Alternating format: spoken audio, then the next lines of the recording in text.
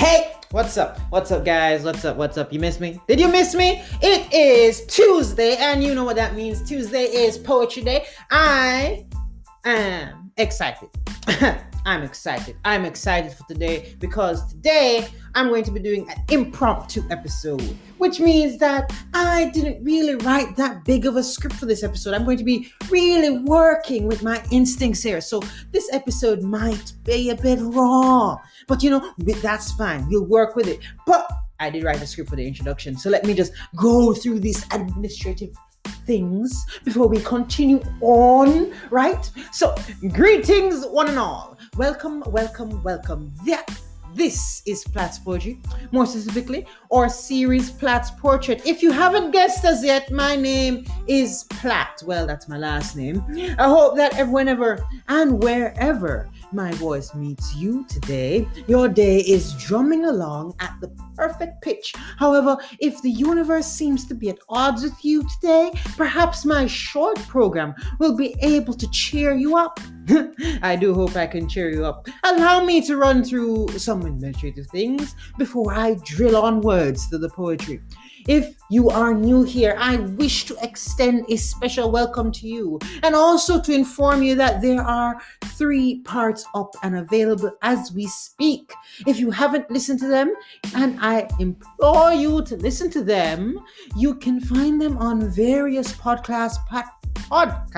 What is podcast? My goodness, what a use of English. Let me try that again. You can find them on various podcast platforms, linked on the Platt's Portrait anchor page and over on YouTube at Platt's Poetry. Also in the YouTube description, you should be able to see some links to the podcast Spotify platform, right? Now, the first episode was the introduction to this all. The second episode speaks to Cupid and his meddling. Well, really, it's me meddling in Cupid's affairs, with some poetry. The third episode spoke to the magical loveliness that is color, the world of color, and how poetry can be used to bring colors to life, And finally, well, not really the final, but you know what I mean. If you haven't as yet, take some time today to follow me over on Instagram as well at platt.s_poetry. Let me go again, at platt.s_poetry. I have started a new poetry hashtag poetry challenge over there this week that involves a little giveaway.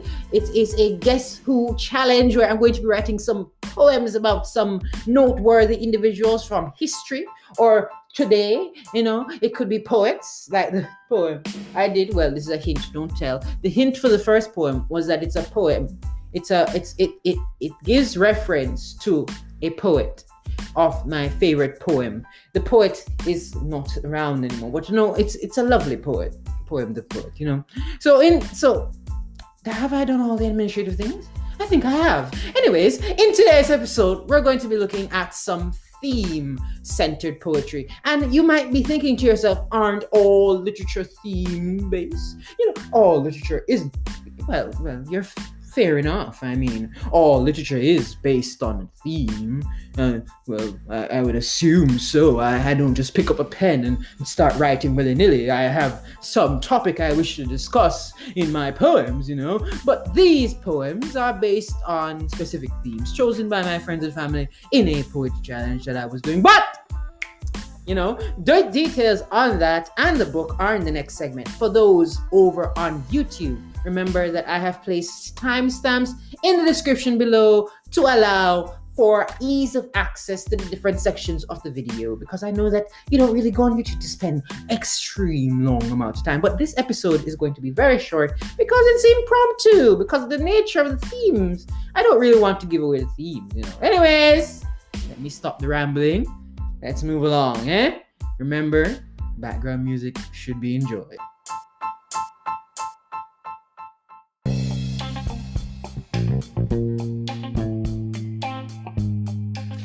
I think that I was a bit too excited in that first section. Exciting? Oh no, I meant excited. I was a bit too excited in that section.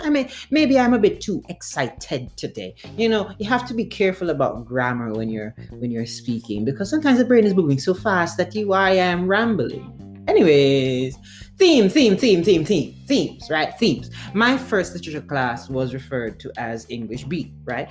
Back then, at least back then. And before that, it was referred to as reading comprehension. Now, reading comprehension, English B, literature, all the same thing in my opinion. Reading, they all focus on reading and they all focus on comprehending what you have read. Reading is by far a crucial talent. In any argument, I would say reading is as important as arithmetic, which is very challenging for me to admit, because I am a man. I prefer math to reading, because numbers just do as you say.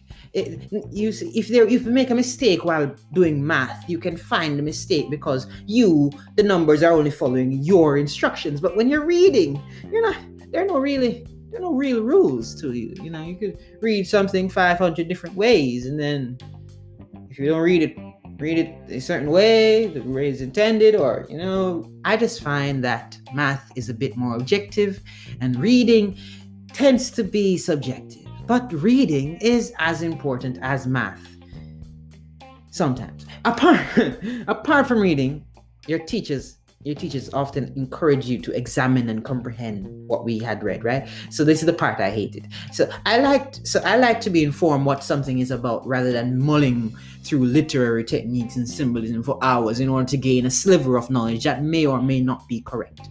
Despite my dislike of the task of analyzing literature, I am rather adept at it, and my favorite questions are usually those that centered around the passage's themes, right? A theme. Now I've been talking about themes from the last section. Now, what is a theme? A theme. It could be a theme. A theme is the main point of debate, the main point of discussion, the main point in that piece of literature. If, let's say, I say a little short poem, I'm going to make it up in my head. Walking along the crescent moon, the child looks in disdain. So walking along the crescent moon, the child looks in disdain. Short poem. Walking along the crescent moon, the child looks in disdain. I just made it up in my head. I don't even have it in front of me. Walking along crescent moon, that's why I'm repeating it. Walking along the crescent moon, the child looks in disdain. So the child is walking along a crescent moon. That means that the child is looking down on the earth, because we're referring to the crescent moon. We're going to say that that's the moon in the sky of earth.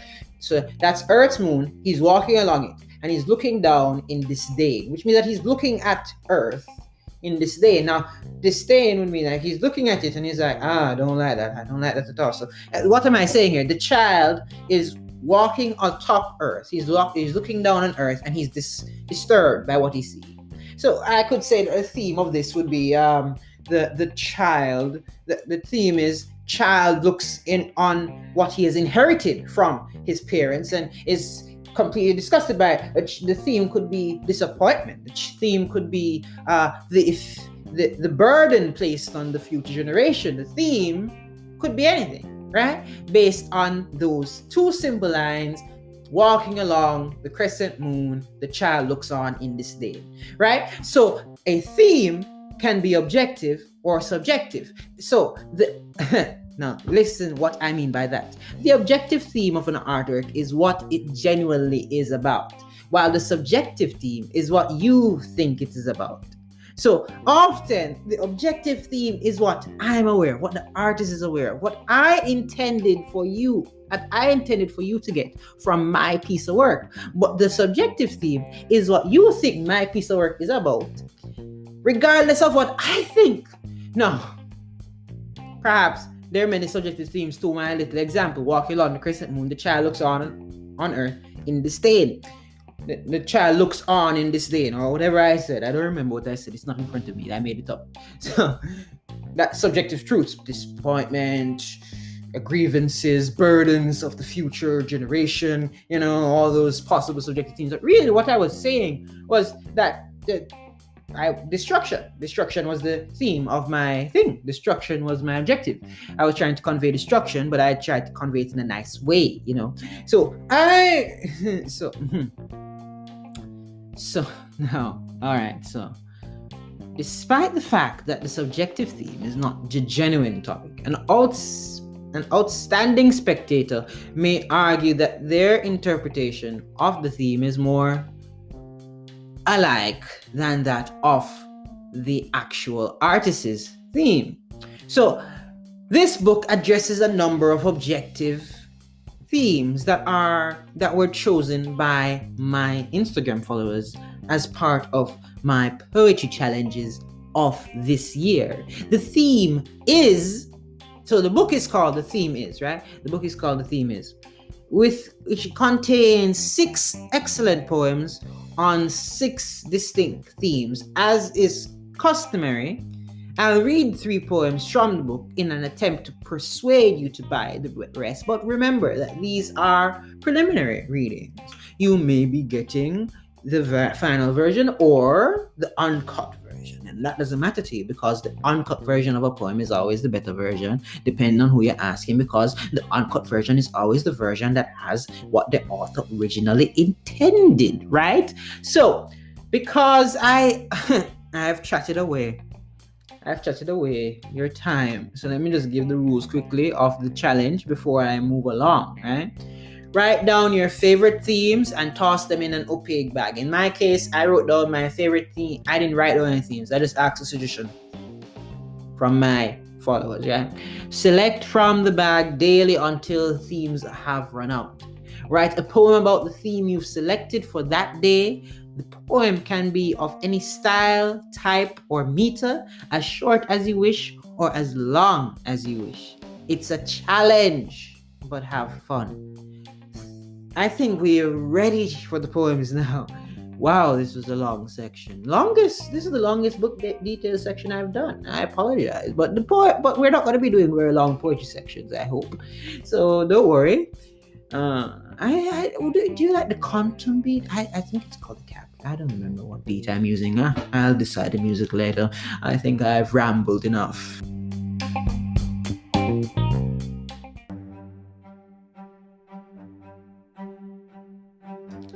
The title of this poem is Was. Now do not panic. Do not panic. The theme isn't some complicated history theme, okay? It's not at all. It's actually a very personal poem. But still, anyways, Was. We're gonna talk about the poem after I read it, okay? So ready? I'm gonna read it, then after we're going to talk about it. And you need to guess the theme before I finish reading, or I'm going to be very upset with you, okay? So, theme was the theme is not was. The title is Was. Let's go.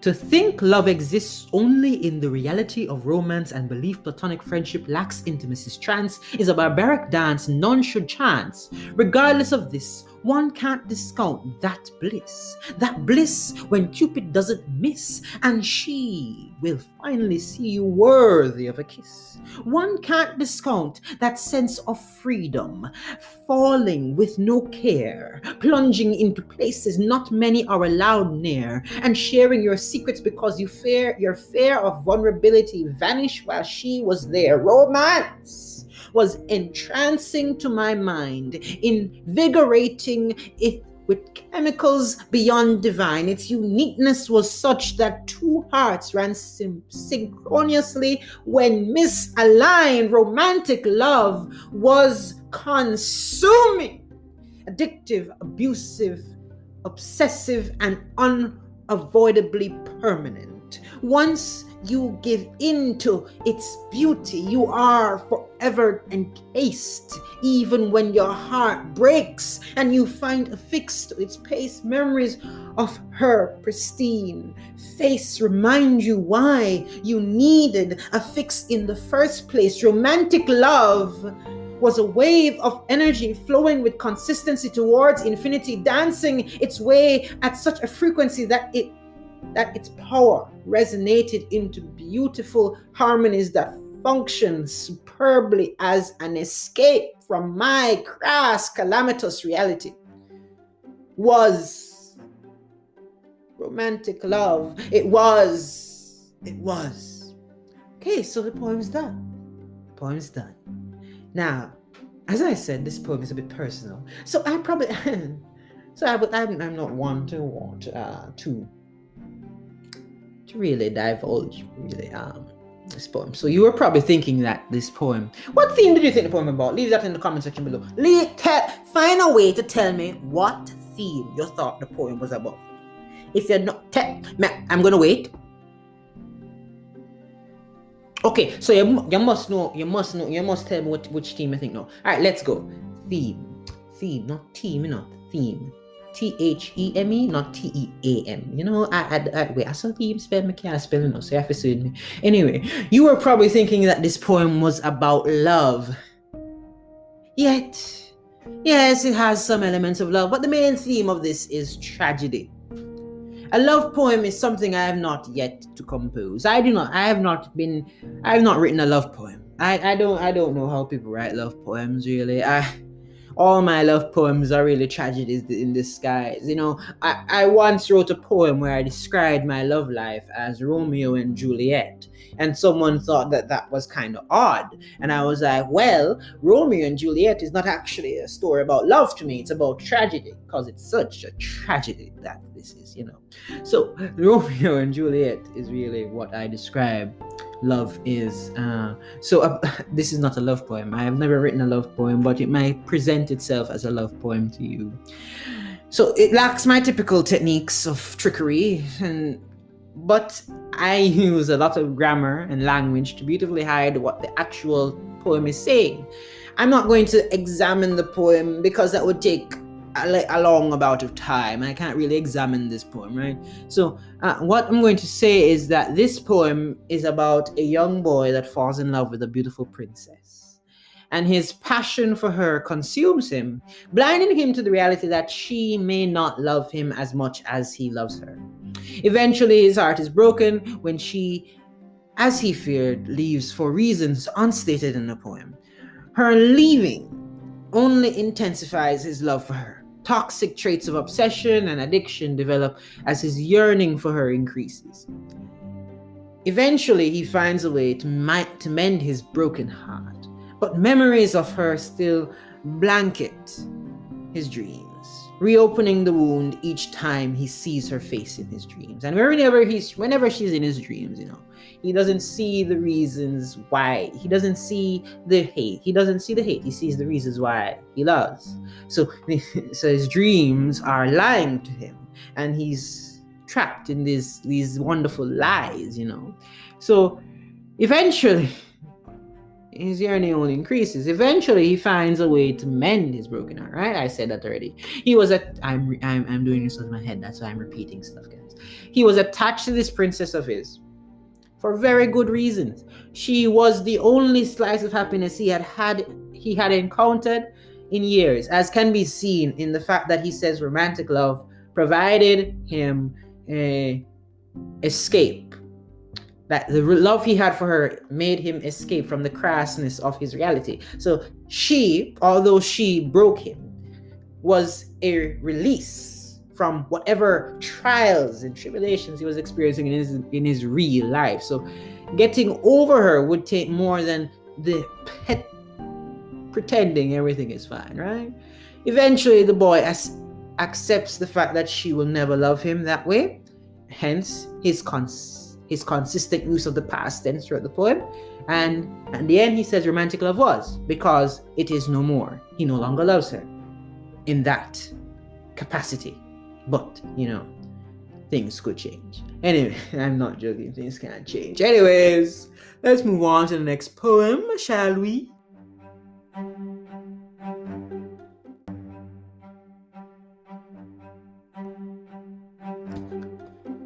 This poem is entitled Memories. I almost gave it away. This poem is entitled Memories.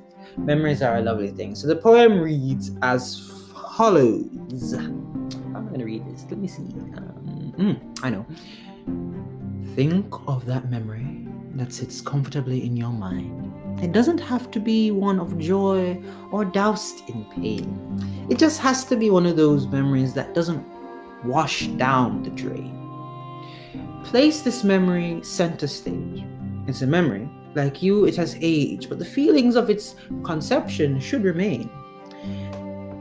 This feeling, perhaps rage, perhaps happiness, perhaps sadness, whatever it is, sits center stage. Take this memory and the feeling it brings and throw it away. You heard me. Throw it away. Erase it, and for a moment of time, I wish you to imagine the crimes derived from that memory's shrine and know they too have died. Imagine your life without this memory. Are you still the same? Without that memory, do you behave the same? Without that feeling, what sits centrally in your brain? One of my central memories is of a somber day. This memory is drenched in pain. Without it, I would not be the same. So I ask again, without your most important memory, or without this memory that you have chosen, are you still the same? If yes, perhaps I am simply insane. So this poem is called Memories. Now, memories are a wonderful thing. I believe that memories are the basis upon which all creatures act.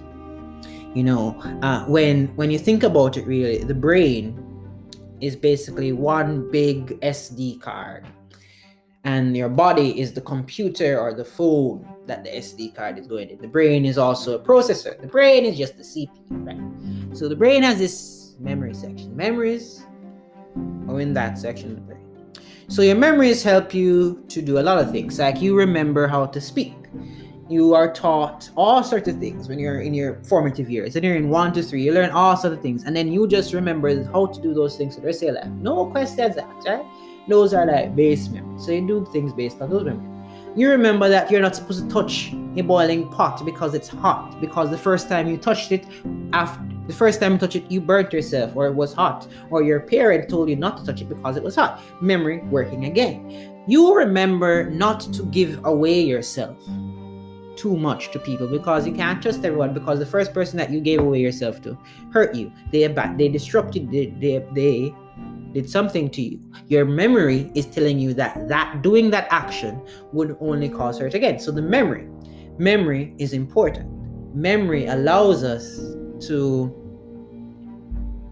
act in either caution, to act in not and lacking of caution. So if you don't have, so that memory is important. So the theme of this poem is memory. The title is memory. The theme is memory. The theme is memory, but really what the theme is saying is that the importance of the memory. It's not saying that memories are important. It's saying that memory, the importance of the memory. So the importance of a memory. So memories are very important to me, in my opinion. I've repeated myself because I'm not using a script. Okay, guys? So memories are important. So that's basically what the poem is saying. Memories are important. Without the memory, are you still the same? If you took away the memories of learning to talk from the brain, if you were never taught to talk, would you be able to talk? I don't think so. If you were never taught that the hot pot is not supposed to be touched, would you sensibly not touch the hot pot? See? I don't think so. Memory matters. I'm speaking from my head. So one of my favorite things about this poem, I know I'm not analyzing the poem, but one of my favorite lines about the poem, I wish you to imagine the crimes derived from that memory's shrine and know they too have died. So oftentimes people would isolate a memory and say, I want to forget that. So let's say we meet a princess, and she's a wonderful princess, right? Princess breaks your heart. Now, princess has broken your heart, but you have gained character development. In a story, when you write stories, my friends always tell me, why do I make the characters go through so much hardship? I'm like, well, the character needs to develop. Character development requires me to put them through some hardships. So they need to go through the hardships to learn. So what that line says here is that if you never had this memory, would you have learned anything? If you never, what I'm really saying is that if you erase this from existence, if you got your wish and that never happened to you, would you still have developed the same as you are now? That's basically what the poem is asking. If you remove the memory, are you still the same? Anyways, so the story behind this poem is that simple, nothing too complicated. I'm just rambling along because I decided that I'm going to do impromptu episode. Tell me if you like this impromptu style. Anyways, let's move along.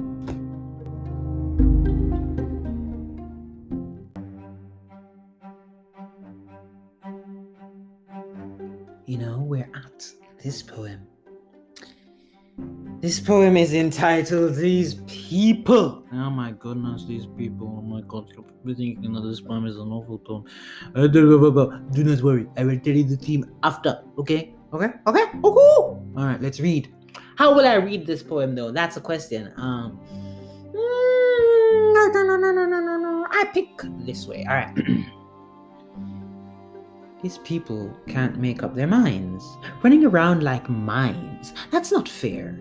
A mime may act as if he lives in a box of air, but there are people out here with minds of air, living in boxes where they declare right from wrong off some trendy pop song. Oh my god, these people. They're just sad, not depressed. Happiness leaves for a day and they have the audacity to exclaim, having nothing left to play. I don't get these people. These people are so quick to claim stress. When inconveniences makes even a single step, inconvenience could step one way and they would say, oh my god, stress. You need to work.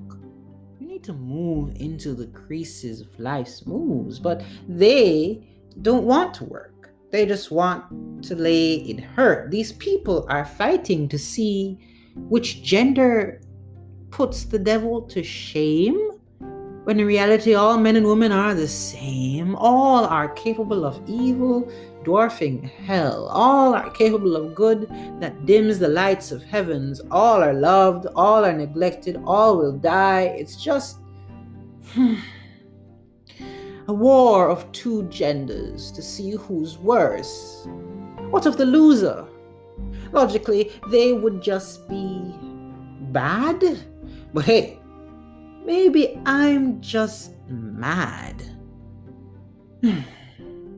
These people, these members of society, putrid, uneducated, educated, space-harboring fools, tools, mules, twats and fools. Yes, I said fools twice, fools thrice, multiplying like mice, an infection of lice. These people. Christ. Poem over. Okay, so what do you think the poem is about? I'm going to wait. Okay, now that you've told me what the poem is about in the section, or comment section, or whatever, now that you've told me what the poem is about, the poem is about Twitter. Yes, the poem is about Twitter. The poem is inspired by Twitter. If you've ever been on Twitter, you know that Twitter is filled with what I will refer to as these people. Now, these Twitter people are probably going to come and drag me for this, but honestly, they argue about the same thing every day, and it's quite annoying to be completely fair. It's intriguing what they're going to like. Honestly, the second to last, the penultimate stanza, right? Second to last stanza here is really about an argument I'm tired of hearing. It's about the argument of who is worse, men or women. And it's like, if one of them is worse, then the other one is just bad. So technically, no one's good. Yeah, that's just an interesting use of math and English right there. Anyways, this poem really serves to highlight the discussions that take place on Twitter, the discussions of the people over there. So it says, I'm being nice to them. I don't insult them that badly. I use complete English to launch my attacks. I don't use derogatory language. So please don't use derogatory language if you're going to come for me. So I spoke about the insistence of humanity, the nuanced way that people immediately claim depression. the moment that they experience any inconveniences in life. You know, it's almost the norm for someone to say that they're depressed after any slight inconvenience. And truly, that is not depression. That's just sadness, you know, like slight inconveniences, sadness. I would understand if some traumatic thing happened to them and they claim depression. Really, some of these people are claiming depression for no reason whatsoever. So, and then I was like, people are quick to claim stress. You know, people keep saying they're stressed, you know, but then they would say that they want something from life. But if you're stressed and you want something from life, then you could take a break, but you don't give up like that. People giving up because they're stressed but still want something from life. If you give up, how can you get something from life if you don't work for it? It's kind of weird for me, you know. So, and then the last stanza is really just me insulting people. Really, I admit it. I just insulted them. The words here I've used are actually very mean. In terms of English, but the funniest part is that I said educated in there. Educated, meaning that the educated are also participating in this craziness on Twitter, you know. Anyway, but interesting poem. I like. So these people, these members of society, putrid, not a nice word. Uneducated, definitely not a nice word. Educated is a nice word, but it also calls out those that are educated for participating in this madness. Anyways, space harboring fools, tools, mules, twits and twats. Twits and twats are the meanest words in this entire poem. You should look over the definition of those things. All right, so I think that's it. Yeah, that's it. It seems that not writing a script beforehand makes these segments longer than usual, which is a good experiment to know. Let's move along, eh?